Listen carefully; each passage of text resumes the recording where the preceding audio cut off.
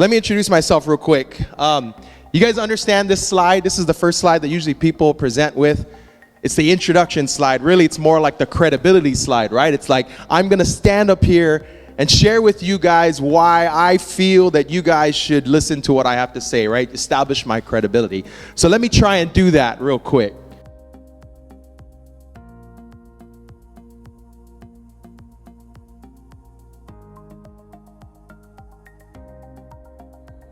My name is Joe Pereira. Most of my friends know me as Joe Guam. And when I talk to people, I say I'm Joe Guam, I say I'm Joe Pereira. What I don't want people to think is that I have two personalities. I'm the same person. And there are people in this room who do know me, and they know that this is the same person, no matter if I have the ukulele in my hand or not. So Joe Guam, Joe Pereira is the same thing. The reason why I use Joe Guam is because even my wife, after 6 years, has a hard time pronouncing and spelling my last name. So sorry, honey. I apologize for that, sweetie. But my name is Joe Guam, Joe Pereira, whatever you guys want to call me, that's fine, okay? So my name is Joe Guam. I was born and raised here on the island of Guam, and I went to this college. Actually, I'm going to stop right here on purpose.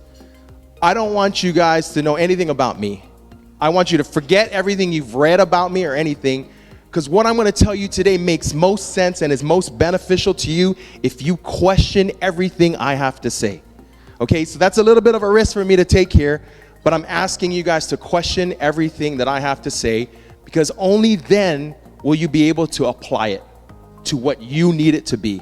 Okay, so question everything. I'm not going to tell you anything about me. Maybe at the end, if I've earned the ability to establish some sort of credibility with myself, I'll present that. Couple of things we have to talk about before I proceed with anything I'm going to share with you today. Number one, I've got nothing to sell you here. If you went to my website, that link up there took you straight to the voting. But if some of you were curious and actually went to my website, you'll see the website has nothing on it. If you went to my music website before, you'll see I sell like shirts and stuff to try and help me survive and all that kind of stuff. But there's nothing on the Progressu website. There's nothing to sell. I don't have anything to sell. As a matter of fact, when they asked me to talk here today, they said, you can promote yourself, you can promote your business. And I said, I don't have any bandwidth at all to help any other customers. I have one client. I'm so blessed to have one client that I help every week, and I don't have any bandwidth to take on any other clients. So I've got nothing to sell you. There is nothing at all to sell you guys, okay? So hopefully that kind of eliminates any sales pitch that you may be thinking. Number two, I'm not here to tell you guys how to do your job. I can't. I'm not an HR expert.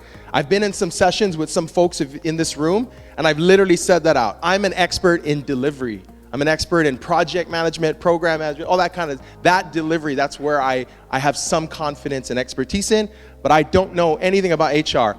What am I here for? I'm here to share some ideas that can possibly help you guys in delivering your efforts and your objectives. Going back to why I asked you to question everything. It won't be of any benefit if it doesn't work for you. Right off the bat, this resonated with a lot of people that I spoke with, and too many projects and not enough people. How many people in the room have this issue? It's a common issue, right? Too many projects, not enough people to do it. Let's talk about the things surrounding this that could possibly help you, okay? In order to start this, we have to level set and talk about what is a project. So I'm going to try and speak. Maybe you can't see that. It might be a little too small, but that bullet point says, what is a project? And the Project Management Institute, who is the governing body for all the certifications, they have a formal definition on the web that you can Google. And that formal definition is a temporary endeavor undertaking to create a unique service or result. Okay, that's a lot of technical jargon there. If I was to define what a project is, it's a delivery of change. Think of every project you've had to do before, you're changing something. So a project is literally a delivery of change. And now when someone says, hey, I have a special project to do, well, you can probably imagine that you're going to be changing something. Now we have to define what is change. What does change mean? That word scares a lot of people. And just a little side bit, I found in my experience in doing this for a number of years, over a decade, that change scares people when it doesn't benefit them. And I'll give you an example. Let's say I was to give you the car of your dreams right now. Would you be scared to change to a new car and learn a new car? Anybody? No, right? You'd want the car of your dreams. You'd happily change.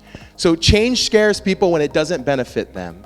But when it does benefit them, they're happy to take on the challenges that come with change. So just something to think about moving forward, that if somebody's scared of change, maybe you can show them the benefits for them that'll give them the willingness to change. All right, so what is change? Merriam-Webster dictionary defines change as to make different in some particular. Simply, I think of change as you're going to add, you're going to delete, or you're going to modify something. If you think about any process you've had to change, you're either eliminating it, you're adding a new process into your organization, or you're modifying the process somehow. So change is just adding, deleting, or modifying something. Now the next question is, what is a project manager? Right? What is the role? What is the definition? What is the purpose of a project manager? And again, the PMI Institute has a formal definition that they've published. And their formal definition is a project manager is a change agent. Interesting how that falls into place. I define a project manager as an individual who is responsible for leading the change that you intend in the project. That's it. The person who's responsible for leading that change. So you can probably imagine if you assign somebody to be a project manager of a project, if they don't believe in the change, you're probably going to have resistance the entire way through. Okay?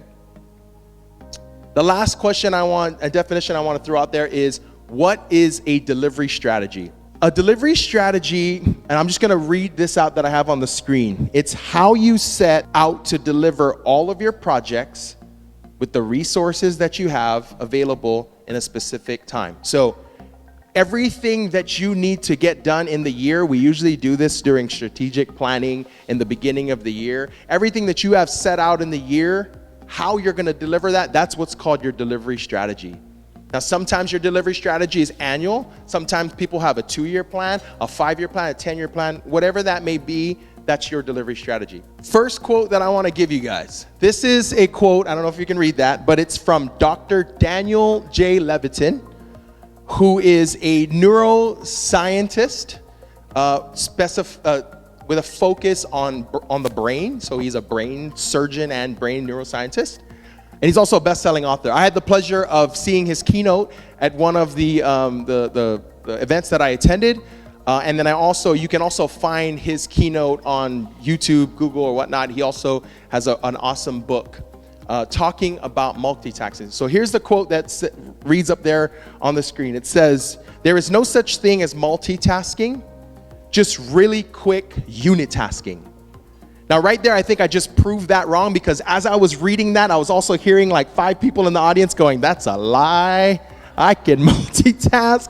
So I was hearing that, but I was saying that. No, I'm just kidding. Okay, going back to this. This is what he says. Now let's see. Let me share with you what resonated with me when he was when he was giving that keynote.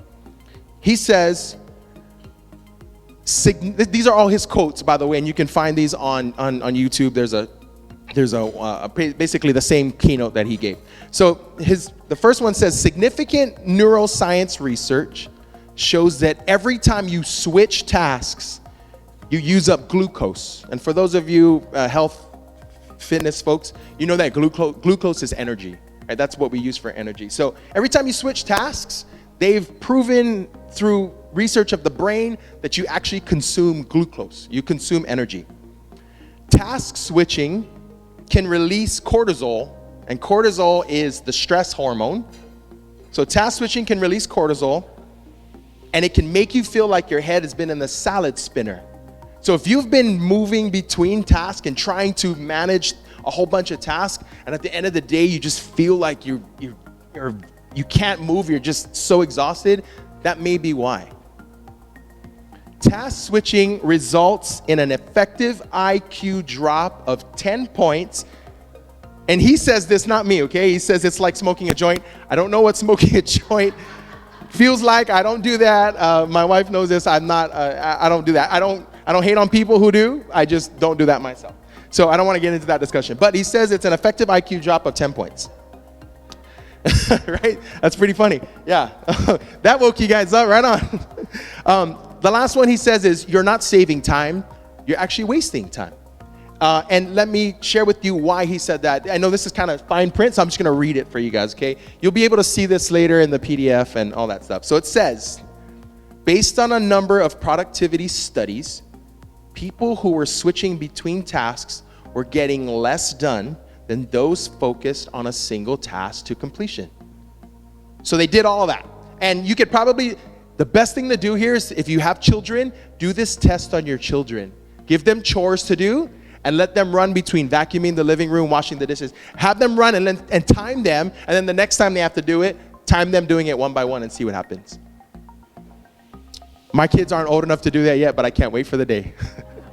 All right, so let's say that you are a builder and your project is to build a house. So we're gonna talk about multitasking. We're gonna talk about what happens when I have a lot of projects, not enough people. How should I approach this? That's where we're getting to here, right? So your job is to build a house. You're a builder. You're a one-man show. To simplify this, we're going to talk about the steps to build a house are going to be to build the foundation, so the floor, build the walls, build the roof, and then I'm going to classify everything interior, like electrical, everything, as just interior. So 4 steps if you were building a house, and after you finish the interior, you have your house. So this is our assumption, okay? I'm not really a builder. I kind of know a little bit about it, but let's just say you have to build the floor, the walls, the roof, and then everything inside. And we have to put some sort of estimation on this, okay? And the estimation that I put up there is 1 week for each stage, okay? Just for Pete's sake, if you had nothing else to do and you could do this, and if you're a construction professional here in the room and you're probably going, that's ridiculous, I'm so sorry, because there's nothing can happen in 4 weeks. But let's say you're building a really small house and this is what you can do, okay? That's a pretty small house, I know, right? Maybe it's a cardboard house, I don't know. Okay, so floor, walls, roof, interior, and each takes a week. So in 4 weeks, you have a house. That's our assumption, okay? What happens if you have to build 5 houses? Let's talk about the multitasking. So the first week, you build the foundation and the floor for all 5 houses. The second week, you build the walls for all 5 houses. The third week, you build the roof for all 5 houses. And the fourth week, you build the interior for all 5 houses. And then after 4 weeks, you have 5 houses. Come on, that sounds ridiculous, doesn't it? In this context, that sounds really ridiculous, doesn't it? Because there's no way that you can do 5 things at once. So let's talk about what really happens when we're documenting the progress of a person, a single person who's building 5 houses and is forced and tasked to build all of them at the same time, okay? What happens on the first week is and it's kind of small, I'm just narrating you guys through it. The first week, he does the floor for the first house. The second week, he does the floor for the second house, then the third, then the fourth, then the fifth. So after 5 weeks, he has all the floors done. Then he does the walls for the first house, then the second, then the third, then the fourth, then the fifth. So after 10 weeks, all 5 houses have floors and walls. Then on week 11, he does the roof for the first house, then the second, then the third, then the fourth, then the fifth. After 15 weeks, we have all 5 houses have floors, walls, and a roof. Then on the 16th week, he does the interior. Now, we have to note here that after 16 weeks, he has the interior done and the first family can move in. That's what the house means, okay? Then after that, it's the second house interior, the third, the fourth, and the fifth. So after 20 weeks, we have all 5 houses built. 20 weeks, it took one person to build 5 houses based on our assumption, right? 20 weeks. Now, if we analyze this, and a point here, I did not account for the cost of having to move between one house to the next. That takes more time. If the house is in Jigo, the second house is in Mangilao, there's time in between there. I didn't even account for that. So let's just throw that out the window, but you know that's a realistic, time-consuming thing. All right. So if we take everything we had, I know it's kind of hard to see, but you can see the houses on the right side. So they're exactly the same position. I put a 1 for every position that covered a week. And usually, when we're analyzing and when executives are talking, and if there's any executives in the room, I apologize. When executives are talking about trying to get something done, they're always asking, how long is it going to take? How long is it going to take? How long is it going to take, right? Does that resonate with anybody? How long is it going to take? How long can you do this? How long can you do that, right? Here's 5 more things. How long can you do it now? So what I've done here is I've added up how long it actually takes. For house number 1, it takes 16 weeks before the family can move in. House number 2, it's 17 weeks. House number 3, it's 18, 19, and then 20. And I want to make note here that if we follow this model, if an executive gives you 5 projects to do at one time, and you were to do the realistic calculations and estimations for how long it's going to take, the executive is saying, we are okay with house number 5 being built and taking 20 weeks to build. That's what they're saying. We're okay with 20 weeks. So keep that in mind. We're going to come back to that later. So based on this diagram, I've highlighted in yellow everything that we focus on when we have stuff to get done. We always say, how long is it going to take? How long is it going to take? What we don't look at is how long we're actually going to receive some benefit from it. Now, for years in project management, you've always heard the term probably, when I want a software, or when I want anything that a project will deliver, they ask you, what is the business need? Has anyone ever heard that? You want to use some of our budget money to buy this software? You need to define your business need for me. For years, and that works. We define a business need for every project that we do. What is the business need? And I'll give you one. Someone says, we need to have Wi-Fi in the classrooms. So then we ask, what's the business need? Well, the business need will allow people to connect to the internet while being in there, and we don't have to run all the cables. So what's the business need? That's why we need Wi-Fi. Just a small example. I'm sure you can find business needs for everything. But what we never talk about is why. Why do we need those people to have laptop accesses to connect to the internet in the sea? What good is it going to do? This is what people know as benefits realization. This is the newest, kind of fairly new, it's been in the past 5 years talked about in the project management world. That yes, we want to talk about and define the business need for everything we're doing. Like I saw some projects up there, people want to deploy a new payroll system. People want to do a new employee app. People want to redo the employee handbook. There's a whole bunch of projects that you guys have to do, and you have to define the business need for that. But ask the question, why? When we give you the new payroll system, what benefit is that going to bring back to you and your team? It could be something like it's going to automate processes so that we can get more done with the same amount of people. That's a great benefit, right? Your need is to automate the payroll system. The benefit you're going to get from that is, 1, we'll have less errors. 2, we can free up the people who are doing that manually to have them do stuff. So we're going to get more work done with the same amount of people. So focusing on the benefit, right? Now, what I have highlighted up here, again, the houses are in the same place. What I have highlighted up here is the number of weeks that the family gets to live in their house. That's the benefit, right? We build the house and the benefit comes from them actually living in it. And we could talk about the benefits of having a house, right? Shelter from typhoon, they have a place to actually sleep well, safety, all that kind of stuff. But whatever it is, they're realizing benefits where on the dark shaded spot up there. Now for house number 1 in the same timeline, house number 1, the family is benefiting 5 weeks. House number 2, the family is benefiting 4 weeks. 3 weeks, 2 weeks, 1 week. And again, house number 5, we are okay with it taking 20 weeks to build. That's what we said.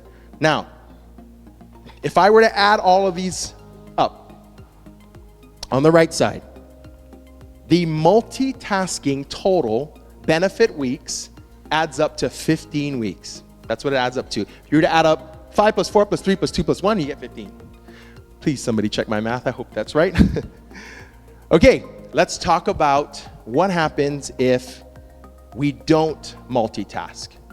So we do one house at a time, okay? So the builder is gonna do the floor for house number 1, then he's gonna do the walls, then the roof, then the interior. And after 4 weeks, on the 5th week, the first family can move in. On the 5th week, he moves over to the floor, again for house number 2, walls, roof, interior. Now on week number 9, the second family can move in, and he moves over to the 3rd house. So same thing happens again, floor, walls, roof, interior. And on the 13th week, we get the 3rd family moving in. Here's the 4th family on the 17th week moving in, and then the 5th family moving in on week 21. And remember, we're also okay with house number 5 completing 20 weeks into it.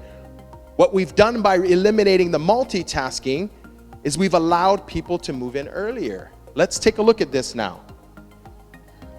I've highlighted all the weeks for benefiting. Right off the bat, without even counting, you already see that's a lot more dark shaded spots than the last slide, right? Right? So the benefit that we're receiving here is that these people have moved in earlier when we're not multitasking. So I'll just add these numbers up for you just to show you. Family number 1 has a benefit of 17 weeks, 13 weeks, 9 weeks, 5 weeks. And family number 5 still only has their 1 week after week 21, okay? So if we add this up, all the dark shaded spots add up to 45 weeks. If we remember the multitasking total, it was only 15 weeks. So by doing projects one at a time, I've actually proven to you based on numbers that there's a 30-week benefit that we're having our families realize. Makes sense, right? Like, why don't we do this then, right? Okay. The challenge comes is in the wait time. Let's say you have 5 executives in your company, and each executive is responsible for 1 house. The challenge here is telling executive number 5, you're gonna have to wait 20 weeks. And it's the waiting time that the executive has to sit in that they're not comfortable with. Why are we not working on this project right now? I gave this project to you and assigned it to you last week. How come you're not starting? That's the challenge. So I highlighted up there the waiting time so that everyone can see this. The first house and executive, I guess, or the family, they have to wait 4 weeks before they can move in. The second, they wait 8 weeks. Now, I want to compare this to what they would wait if we did this all together in the multitasking format. The first house waited 4 weeks when we did it in single task to completion. And with multitasking, they had to wait 16 weeks before they could move in. House number 2, in this model, they've only waited 8 weeks. And in the multitasking model, they had to wait 17 before they can move in. Now, let's just talk about what that means to this household. Let's say they're living in a shelter, and the houses were all funded by the government to give them a free place to live. Well, a difference of 18 versus 17 weeks, that's 9 weeks. That's 9 more weeks that this family with children have to live in a shelter and not be in their house because we decided to do multitasking instead of doing it single task to completion. Third house, they had to wait 12 weeks for this model, and in the multitasking, they did 18. The fourth house, they had to wait 16 weeks here, and formerly in the multitasking, they had to wait 19 weeks. The last house didn't have any change. They still had to wait 20 weeks. But remember, we were okay with the multitasking model with the last house taking 20 weeks. Maybe that family's on vacation or something, and they're not gonna be back for 20 weeks, and we're okay with that. Let's take a look at the totals for this. The total wait time for the 5 families altogether is 60 weeks. If you add up 4 plus 8 plus 12 plus 16 plus 20, you get 60 weeks. The multitasking total wait time was 90 weeks. So 90 weeks, all the families had to wait collectively. The difference between these two is 30 weeks. So if we're focusing on the wait time for benefits, we've actually reduced the wait time by doing things single task to completion as opposed to multitasking. So if we're using the wait time to start and we're focusing on how long it takes before my project is started, that's really the challenge that we have to find a way to get over with the executives who want their project started now and they don't have enough resources. Maybe they have to satisfy some sort of audit or compliance that says you need to be working on this now. But how do you talk to the people who are issuing the work, or maybe you yourself are the one who's issuing the work? How do you talk to them to say, hey, here's a model that is mathematically proven that we will get more done if we do single task to completion as opposed to doing multitasking, and we can also realize benefits quicker. So that is the concept of thinking about the wait time to start. Now, let's talk about a little things about setting priority, okay? Because when you set priority, identifying value is what's key. Now, identifying value, going back to this with the families, the value there is getting them into a house and not living in the shelter. That's the value, right? And if you're in a family, you're in a home, you know what the value is to being in your own home every time you go home every day. So let's talk about this. Which project on the screen, which house should be first? How do you guys go about determining which project you would pick first? Does anybody have any idea? You can shout it out. I think we only have one microphone, right? But you can shout it out. How would you pick which one goes first? Yeah. And if you have 5 projects or the 5 houses, what would you ask to tell you this is the first project we're going to do? Sorry? Which one is due first? That's very key, because you can ask yourself, and I have it there. It's which project has a high risk deadline. So a lot of times we have a compliance, right? And if you work in any type of financial industry, there's a lot of things that say, here's a new financial regulation, and if you don't get it done by this date, you're going to be fined, right? So that's a key. You have to assess that. Anything else? Which takes less time? No, that's true. Okay, so the third bullet point here is some projects may help you deliver projects after it. So if a project takes 2 weeks to deliver and whatever you deliver in that project is actually going to help you deliver the projects after it, that makes most sense. But the first bullet point I have up here is which project provides the most value. So if you assess all of your projects, now let's take a look at the 5 houses and we talk about which project has the most value. Maybe there is one family that doesn't have access to a shelter and they're living on the street. And the 4 families all have shelter assignments, so they're not living on the street. I would choose the family that's living on the street first because it gives them the most value. So you can think about your projects, question everything I'm saying right now, and say, what has the most value? Which one should we do first? And you can also think about what she said.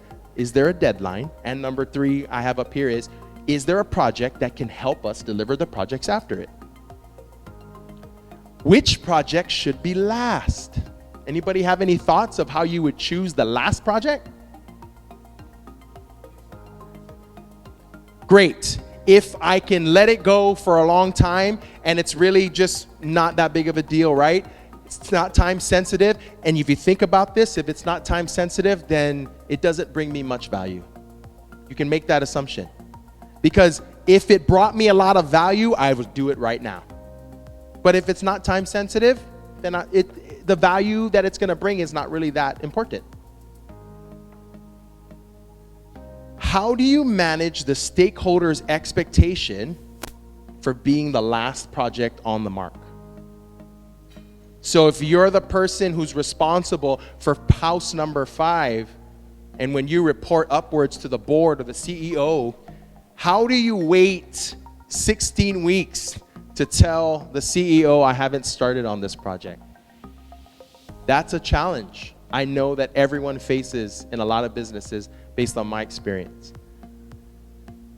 Just know that this is an art. How you communicate that, how you have that discussion with whoever's in charge calling the shots of priority, that's not a skill set. There isn't a skill that I can stand up here and teach you that you can say, follow this, and you can have the best conversation with the executive to tell them, I'm not going to do anything on this project for 16 weeks because I don't have the resources. It's not a skill, it's an art form. So you have to approach it in that way.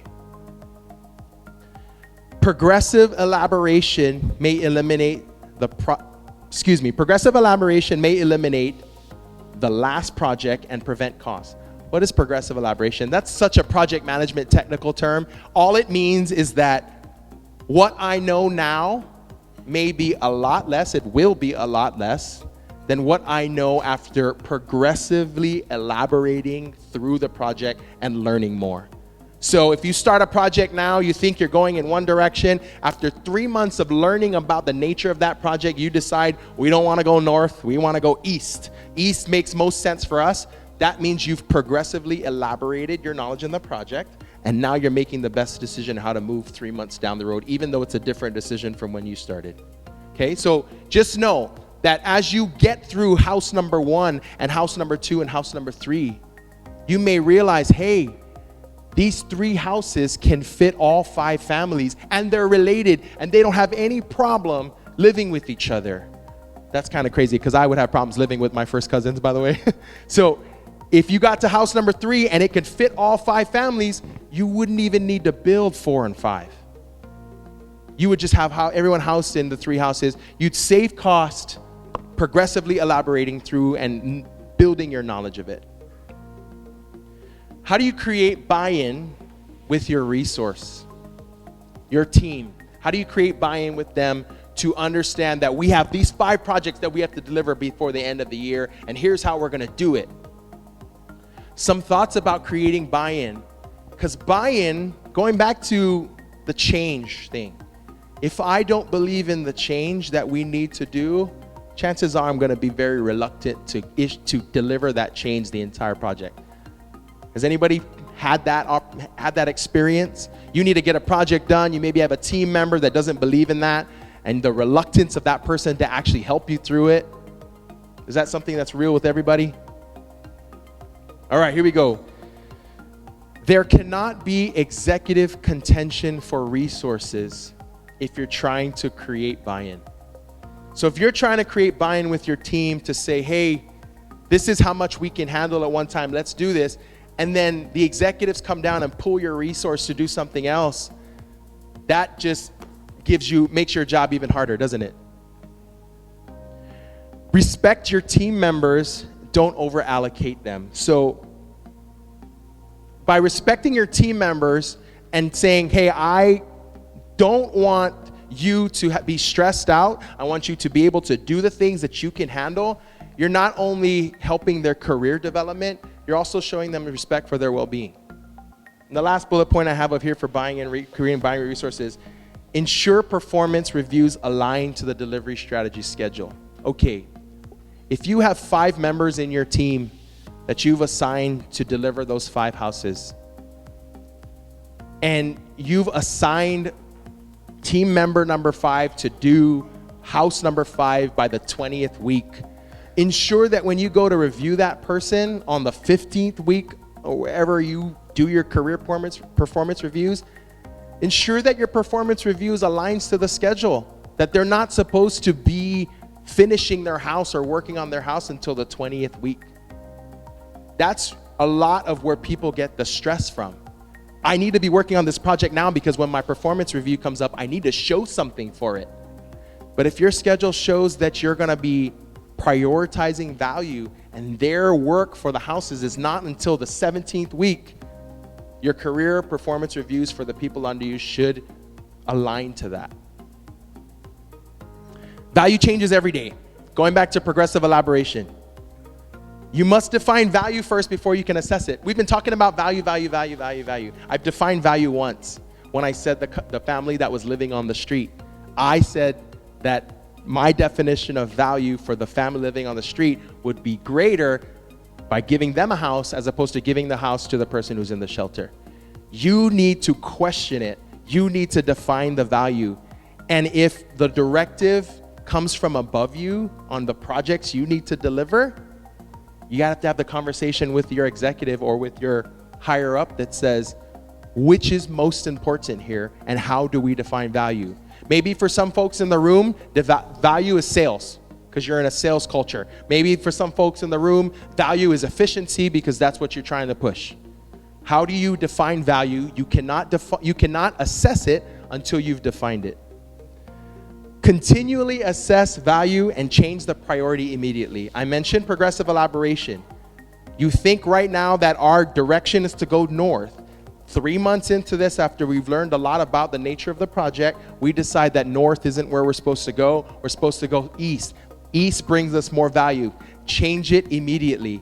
There's been some times where I've had executives ask me, Joe, should we just finish this project because we already started it and we need to show something for it? Or should we can the project, shelf it is what we call putting it on the shelf, shelf the project and start the new one that actually gives us more value? And my response every single time is shelf the project immediately. You'll create more buy-in with the folks if you show them there's more value going east than north. Last one is resources are limited. We all know this. We don't have endless resources. You should allocate them based on the value that you're going to receive back. That kind of makes sense going back to the single task to completion, right? All right, so in this segment, we've talked about multitasking, the Daniel J. Levitin thoughts. We've talked about benefits realization, not focusing on the business need, but focusing on the benefit that we want to achieve by doing this effort. We've talked about delivery strategies and how I go about delivering all 5 projects together. What is my strategy to do that over the course of the entire time? We talked about setting priority. How do you identify creating buy-in and how do you identify value? Stu Smasi for your time, everybody. Thank you.